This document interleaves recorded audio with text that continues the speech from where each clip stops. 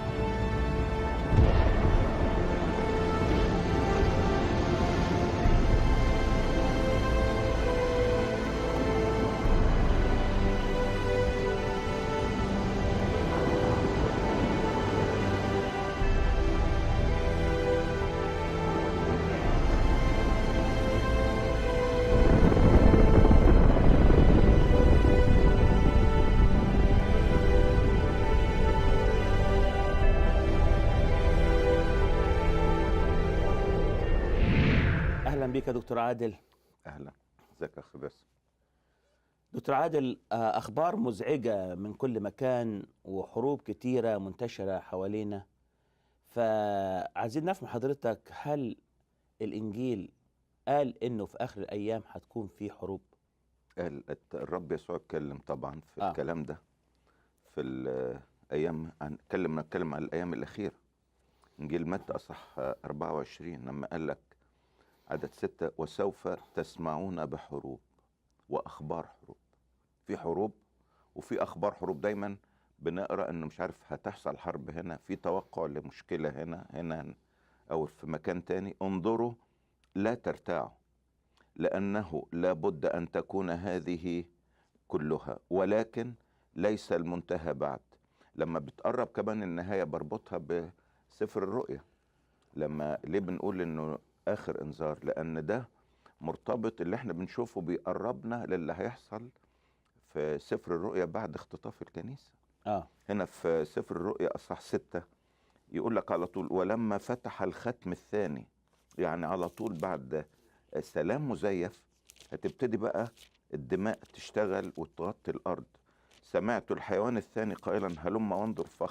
فخرج فرس آخر أحمر لون الدم، وللجالس عليه أعطي أن ينزع السلام من الأرض وأن يقتل بعضهم بعضا، وأعطي سيفا عظيما.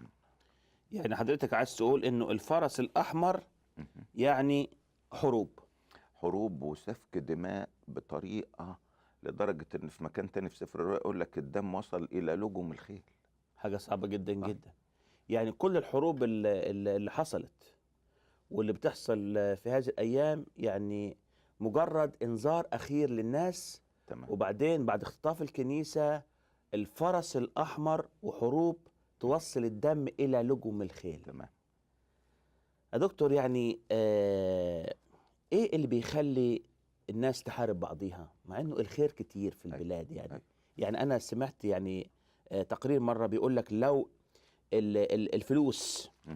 والأموال اللي بتتصرف على الحروب وعلى المعدات الحربية لو اتصرفت في الخير واستصلاح الأراضي، مش هنلاقي ولا واحد في العالم فقير، هنلاقي كل العالم مرتاح وأكل وشرب وسكن محترم وكل واحد يبقى معاه عربية والأراضي تبقى مستصلحة. ليه إيه اللي بيخلي الناس تحارب رغم الخير الكتير؟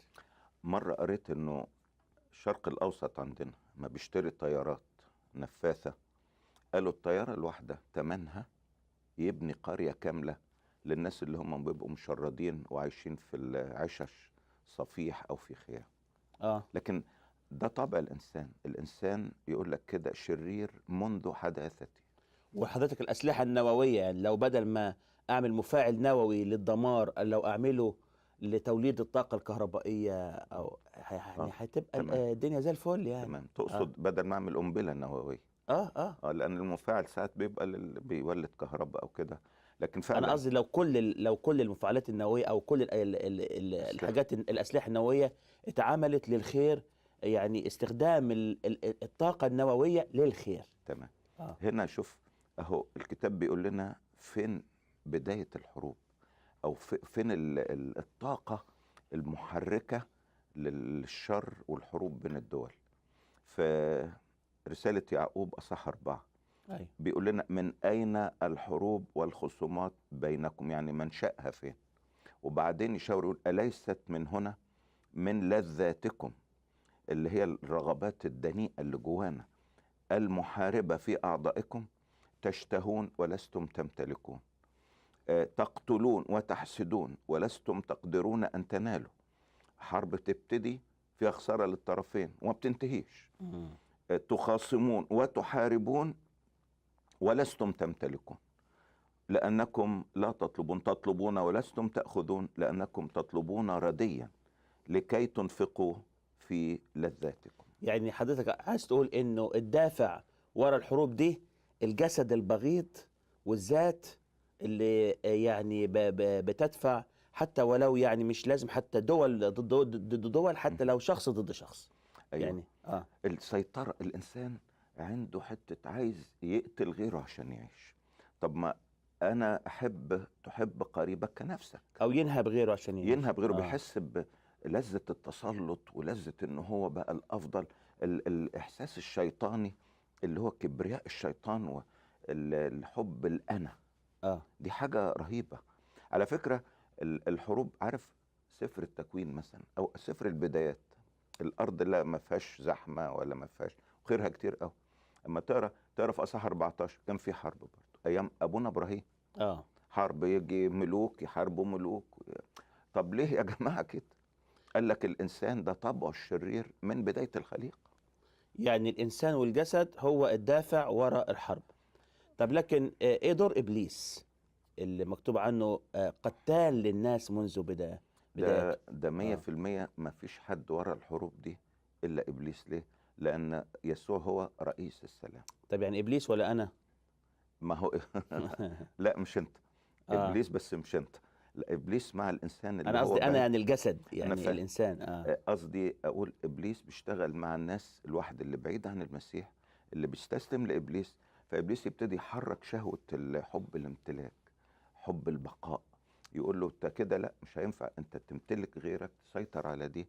فابليس ورا كل الحروب، لانه بيصر جدا بمنظر الدماء ومنظر القتل. يعني بيبقى مبسوط جدا لما ناس كتيرة في الحروب تموت. او زي ما انت قلت ذاك كان قتالا للناس من البدء. بلذته بيشوف ناس بتسفك دمائها، ومش بس كده، يعني مش بس منظر الدم، وبقوم قابض الارواح دي على الجحيم. البعض يفتكر ان يقول لك ده شهيد. شهيد يعني إيه؟ يقول لك ده استشهد في الحرب، او بعدين يقرروا اذا كان ينفع شهيد ولا لا. يقول لك ده اللي غرق ده شهيد ولا لا. الكتاب ما بيقوليش كده. بيقول لي انه الشهاده فقط هي ان اموت من اجل اسم يسوع. لكن اما اذا مات كده، سواء كان في الحرب او في السلم، هنا السؤال الوحيد: هل قبل يسوع؟ هل ضمن الابديه مع المسيح؟ اما فيما عدا ذلك فهو بيموت ويذهب الى مكان رهيب. بس يعني شهيد الوطن، يعني شهيد من اجل الوطن يعني. ماشي، ما الوطن بيكافئ عيلته وبيعمل له تمثال او بيكتب اسمه على اسم شارع. بس اما الابديه، اما السماء الثالثه الفردوس، لا طريق للذهاب اليها الا مش بدمي انا، لا، بدم يسوع. يعني حضرتك عايز تقول انه لو واحد مات شهيد في الحرب من اجل الدفاع على وطنه ما يروحش السماء؟ اولا دي حاجه رائعه طبعا، اه انه يموت، لان هو مش داخل بمزاجه، ده داخل يدافع عن وطن. يعني هدف كويس برضه. هدف كويس، وبياخد عيلته بتاخد معاش ومكافآت، وهو بيكتبوا اسمه من ضمن، بيحطوها ساعات في امريكا تلاقيه كاتبينها بحروف على لوح عظيمه من رخام عظيم. بس دخول السماء مفتاحها الوحيد دم المسيح، مش دمي. اه طيب حضرتك دخلت الحرب؟ اشكر رب يعني ما دخلت دخلتش. الجيش؟ لا، ربنا عافاك. عفانا، لانه كان ايامنا في حاجه اسمها ياخدوا عدد محدد من الخريجين، والباقي يقول لك لم يصبه الدور، ياخدوا قرعه يعني، اه ياخدوا. يعني بالظبط كان الدفعات بتاعتنا في الجامعه زمان كان مثلا بتبقى حوالي 3 4 5000، ياخدوا 500. اه فاشكر ربنا طلعت من ال 4500. بس دخلت في جيش يسوع. مجدا للرب. اه دي فاحتمل انت المشقات كجندي كجندي صالح ليسوع المسيح. ما انا دلوقتي جندي ب3 شرايط في جيش المسيح، ودي اشرف حرب بنحاربها. لا بنستخدم السيف ولا السكاكين ولا الانابل نفجرها في الاخرين، لكن بنستخدم كلمة الله، سيف الروح. ليه 3 شرايط ده حضرتك؟ انا شايف يعني نسر و3 نجوم. الرب يبارك، ربنا يبارك. دكتور، كان في واحد مرة بيتساءل انه لو انا يعني دخلت الجيش في الوطن بتاعي، وبعدين الوطن بتاعي بيحارب بلد تانية، وزي ما انت حضرتك قلت انه ورا الحروب كلها ابليس، وبعدين قدامي العدو وانا معايا بندقية، هل انا كمؤمن، مؤمن تقي اخاف الله، وعندي اوامر اني اضرب العدو، اقتل شخص، وانا مسيحي تقي، انفذ الاوامر ولا اسيبه يموتني ويموت غيري؟ يعني سؤال محير. مر السؤال ده علينا زمان ايام الحرب بتاعت 67 وحرب الاستنزاف 73. فكنا الرد بتاعنا دايما بقول له صلي، اه قول له يا رب لا تدخلنا في تجربة بل نجينا من الشرير. اللي حصل فعلا ان بعض الاخوة المؤمنين دخلوا الحروب دي، والرب انقذهم، والرب حماهم من حتة المواجهة المباشرة. ما هو انت النهارده لو ماسك بندقية وبيضرب طلقات وعارف راحت فين. لكن اللي انا لاحظته حاجة، انه ولاد ربنا حتى ليهم حماية خاصة في الحروب. يعني اذا المؤمن التقي يصلي يقول لا تدخلنا في لا تدخل. تجربة، لان دي تجربة صعبة. تمام. ويعني امين هو الرب اللي لا يدع الصديق يجرب فوق الطاقة يعني. وبيسيب نفسه للرب اه اللي هو ينقذه ويديله حماية خاصة. طب انا هسمع من حضرتك تاني كتير، فيعني بعد الفاصل، عن الحروب واخبار الحروب، لان الموضوع يعني انا حاسه شيق جدا. امين. ايها المشاهد الكريم، دمار كتير حوالينا وحروب كتير حوالينا، وحروب متوقعة مدمرة بأسلحة نووية رهيبة جدا جدا. يعمل ايه المؤمن؟ وايه موقفنا تجاه الحروب؟ وايه اللي هيحصل بعد شوية؟ وايه المتوقع من واقع الانجيل ومن واقع كلمات الرب يسوع؟ خليك معانا بعد الفاصل، هنكمل الموضوع الشيق ده.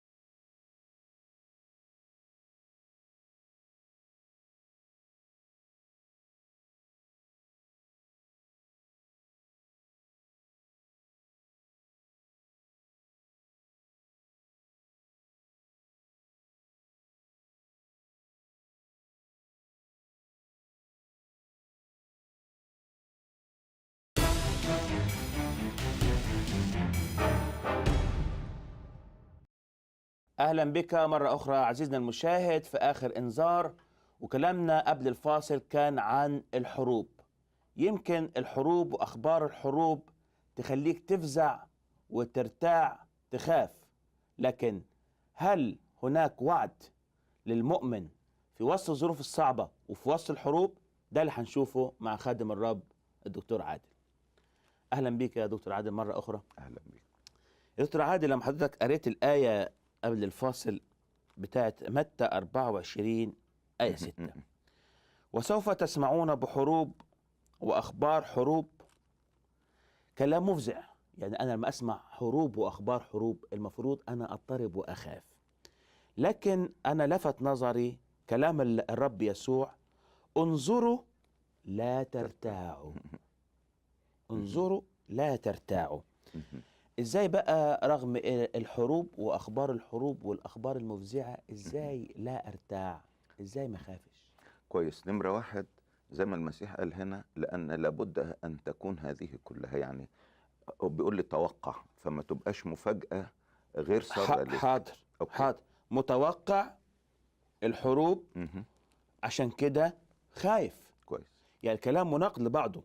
المفروض يقول لي في حرب فعشان كده هلتمس لك العذر لو خفت، لكن بيقول لي توقع الحرب وتوقع الدمار وفي نفس الوقت ما تخافش. كويس. نمرة واحد، لما أكون متوقع شيء فمش هتخض فجأة يعني هرتبك، الأول هبقول أنا متوقع. لا يا حضرتك، ما أنا انا لو في الطب قالوا لي متوقع ان يجي لك كانسر سرطان في خلال العشر سنين اللي جايه، يا اعيش العشر سنين مرعوب. أوكي ماشي، لكن معلش يعني حاضر احسن ما يقولوا ليش. يعني لما أيوة. يجيني بعد 10 سنين ابقى عشت 9 سنين مرتاح، لكن يقولوا لي في خلال العشر سنين دي متوقع انت بقى يحصل لك سرطان، ده بس انا اموت من الخوف. بس الكتاب قال لنا إيه؟ قال أنا بقول لكم دي قبل أن تكون، حتى متى كانت تؤمنون إني أنا هو. يعني أنا صح، قلت لكم. ادي صح. طيب. لما الاقيها اقول يا سلام، الرب يسوع ده شخص عظيم جدا واخبرني، يبقى كلامه صح، تزداد ثقتي فيه. لكن الرعب بقى هنا بكمل تاني، بقول له بما انك انت اخبرتني ان هيحصل كذا، ايه علاجك للمشكلة؟ يقول لي ارجع للوعود اللي انا كاتبها لك في الكتاب. على سبيل المثال مثلا مزمور 91. طمني بقى. حاضر. انت مطمن؟ ما طمني اكتر. عايز تطمن الناس كلها. اه يقول لك ايه؟ لا تخشى من خوف الليل، ماشي، ولا من سهم يطير في النهار. الحروب كانت مش بالبنادق والانابل، ولا من وباء يسلك في الدجى، لأنه كلم على أمراض وأوبئة، ولا من هلاك يفسد في الظهيرة. إيه ده؟ طب ما في ناس بتموت. يسقط عن جانبك 1000 وربوات عن يمينك إليك لا يقرب، إنما بعينيك تنظر وترى مجازاة الأشرار. يعني وعد بالسلام، وعد بالحفظ حتى ولو الظروف صعبة. يوصي ملائكته بك. شوف بك دي حرفية، يعني باخدها لنفسي، انت بتاخدها لنفسك. لكي يحفظوك في كل طرقك، على الأيدي يحملونك، لئلا تصدم بحجر رجلك. عظيم.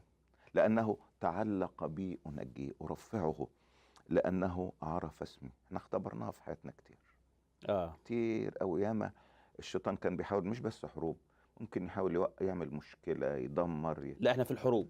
في الحروب إن قامت علي حرب لا يخاف ففي ذلك أنا مطمئن. طيب، ما أنا شخصيا مرت عليا على الأقل 3 حروب. 67 نكسة يسموها، حرب الاستنزاف من 67 ل 73 اسمها استنزاف. كانوا بيسحبوا ناس يودوهم الحرب حتى من الخريجين. وكان وعد الرب ليا دايما انه في الحرب ينجيك من حد السيف. طب يا رب يعني هخش الجيش؟ قال لي مش هتدخل الجيش، مش عشان حاجة، لأن أنا كنت متزوج وعندي بنت صغيرة طفلة. يعني ممكن تدخل ويحفظك وممكن ينقذك ما تدخلش، المهم إنه في وعد بالإنقاذ الإلهي وبالسلام الإلهي للمؤمن وسط الحرب. في قلب الحرب. في بعض الأحبة كانوا في الحرب قالوا لي أكتر فرص خدناها مع ربنا في الصلاة والتأمل وقراية الإنجيل. واحد مرة صديق قال لي أنا كنت بتمشى بالليل في الكتيبة اللي هو فيها، ابص القى نفسي مرفوع بالروح القدس بدرجه كنت ارنم بصوت عالي. يا سلام. ايه ده يا عمي؟ قال ما هو ده لا سلام قال اله للاشرار، لكن احنا لينا رئيس السلام نفسه، حتى في الظروف الصعبه بيبقى موجود معانا. وانا اعتقد حضرتك ان دي المعجزه، يعني مش المعجزه ان الظروف تبقى على ما يرام وانا متمتع بسلام، لكن المعجزه انه وسط الظروف الصعبه ووسط الحرب اتمتع بالسلام. تمام تمام. طب حلوه كلمه السلام دي، يعني وسط الحرب. ذكرت حضرتك كلمه السلام، ما تقول لنا بقى ايه انواع السلام اللي انا كمؤمن اتمتع بيهم؟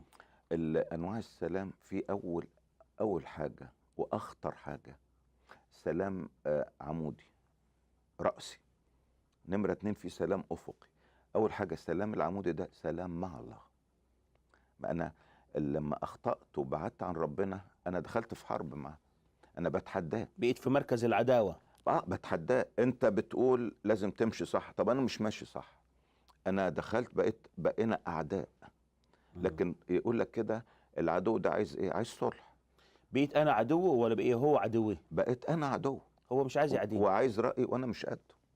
يعني مثلا اللي انا افهمه ان دولة كبيرة تعادي دولة حقيرة، لكن الدولة الحقيرة تعلن الحرب على الدولة القوية. ايه الجنان ده؟ صحيح. لكن الحاجة بقى العجيبة ان احنا اعلنا الحرب عليه، واخد بالك، وهو عايز هو اللي يصالحنا. بادر بالسلام. يقول لك كده لما بقى طب لما ارجع له ايوه اتمتع بسلام معاه. تمام. ازاي يقول لك بقى؟ ايه؟ يقول لك ايه؟ جه يصالحني وانا الغلطان. حاجة عجيبة. لا وايه؟ وحب يعمل عهد سلام. طب عايز آية. حاضر. يقول لك صانعا سلاما بدم الصليب. يقول الذي هو سلامنا على المسيح، الذي جعل الاثنين واحدا. وفي مكان تاني يقول كده تصالحوا مع الله. طب نتصالح معاه ازاي؟ ده احنا مزعلين واعلنا الحرب. قال لانه جعل الذي لم يعرف خطيه لاجل هو شخص الرب يسوع هو اللي مسكنا وصالحني مع الله. فاول صلح اعمله، اول سلام او اول صلح اعمله مع الله من خلال المسيح، لانه صنع السلام بدم صليبه. ذكرت آية حضرتك، انا ذكرتها وحضرتك ممكن اقولها ولا؟ مش هقول لك لا. تبررنا بالايمان لنا سلام مع الله، رومية 5:1. حلو قوي. تمشي حضرتك مع الكلام بتاعك؟ طب اشكرك يعني شجعتني. تبررنا بالايمان يعني ما بقاش علينا، ما بقناش اعداء، ما بقاش علينا الخطر بتاع ان انا عدو. طيب نمرة 2 بقى اهم سلام، في سلام تاني مهم برضو، ده اللي قلنا الاهم.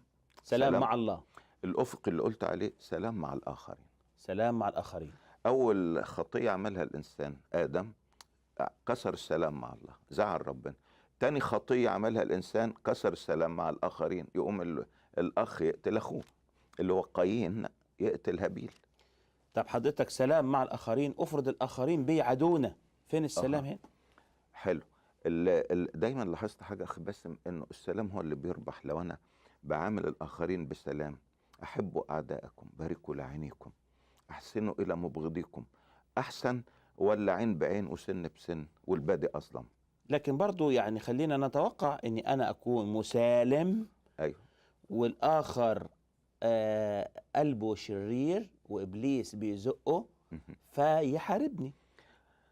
عايز رأيي؟ لكن حضرتك عايز تقول ان احنا مبادرين بالسلام. أيوة. ومش هنحارب حد كمسيحيين، لكن لسه حتى حسأل حضرتك سؤال في الحتة دي، لكن يعني متوقع برضو انه ما يكونش في سلام بس مش احنا السبب.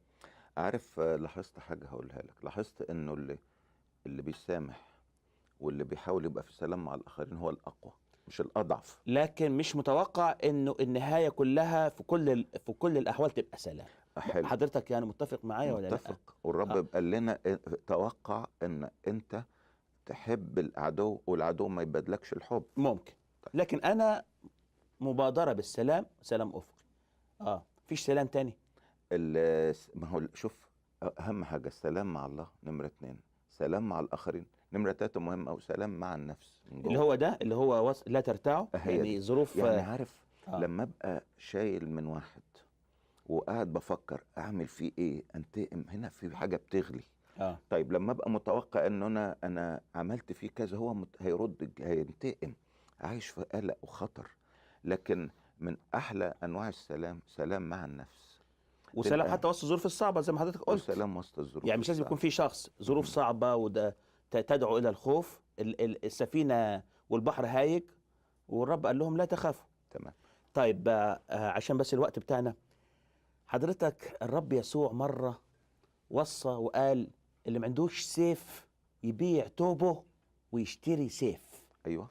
فقالوا التلاميذ هنا سيفان، قال يكفي. يبقى إذن الرب يسوع بيدعو إلى الحرب وإلى انتشار المسيحية بحد السيف. قال لهم اللي ما عندوش سيف يبيع توبه ويشتري سيف. فهل الرب يسوع يدعو إلى الحرب ويدعو إلى استعمال السيف في نشر المسيحية ونشر مبادئه ولا لأ؟ جميل، السؤال ده حلو خالص. وانت زنقني في الوقت، بس احاول ارد عليه باختصار. طيب. نفس الاصحاح اللي اتقال فيه اللي الرب قال لهم يكفي، هو الاصحاح نفسه اللي قال لبطرس انت بتطلع السيف، استخدم السيف. طب ما انت قلت لما قطع ودن العبد اللي اسمه ملخس، قال له رد سيفك الى مكانه. طب بيقول لهم ليه اشتري سيف؟ حلو. هنا الرب كان بيعمل لهم امتحان بسيط. حين ارسلتكم بلا كيس ولا مزود كنتوا لوحدكم، هل اعوزكم شيء؟ قالوا له لا. لا. هل احتجتوا لسيف ولا بندقيه ولا قنابل تفجروها في الاخرين؟ قالوا له لا. قال لهم طيب انا هعمل لكم امتحان صغير، طب انا سايبكم دلوقتي تاني، ها ام على طول ردوا رد لا غريب. اشتروا سيف، ولا هو سيف حرفي ولا سيف؟ لا، انا رايي هنا هو امتحان ايمان. انا هسيبكم دلوقتي، طبعا هسيبكم، هتقلقوا، هتحسوا ان انا مش موجود بقى. ما كانوا المفروض يردوا يقولوا ازاي يا رب انت معنا كل الايام الى انقضاء الدهر، انت معنا حتى لو انت في السماء، انت حاضر بقوه لاهوتك. لكن سقطوا في الامتحان. قالوا له احنا عندنا سيفين. عارف لو هو بيتكلم زي ما انت بتقول انه يقول لهم طب اشتروا كمان 9 سيوف، ما هم كانوا 11. لا ما كان قال لا يكفي.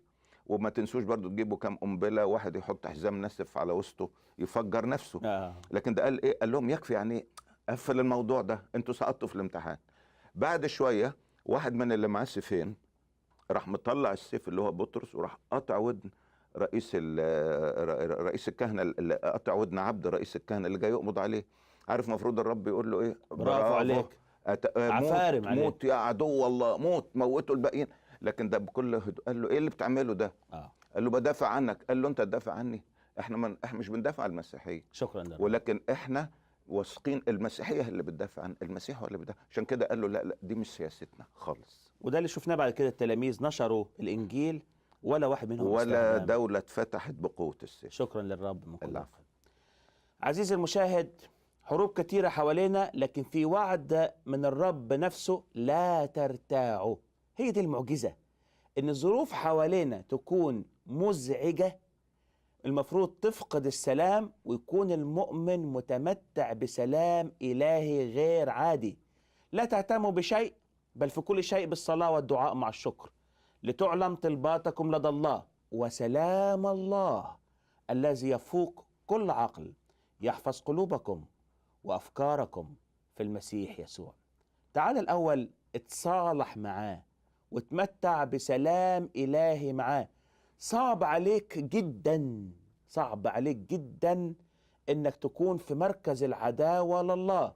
تعال اتصالح معاه وتختبر الآية إذ قد تبررنا بالإيمان لنا سلام مع الله. وبكل تأكيد ساعتها هيدي لك سلام وسط الظروف الصعبة، وتتمتع بسلام إلهي غير عادي. وإلى حلقة جديدة من آخر إنذار، الرب معك.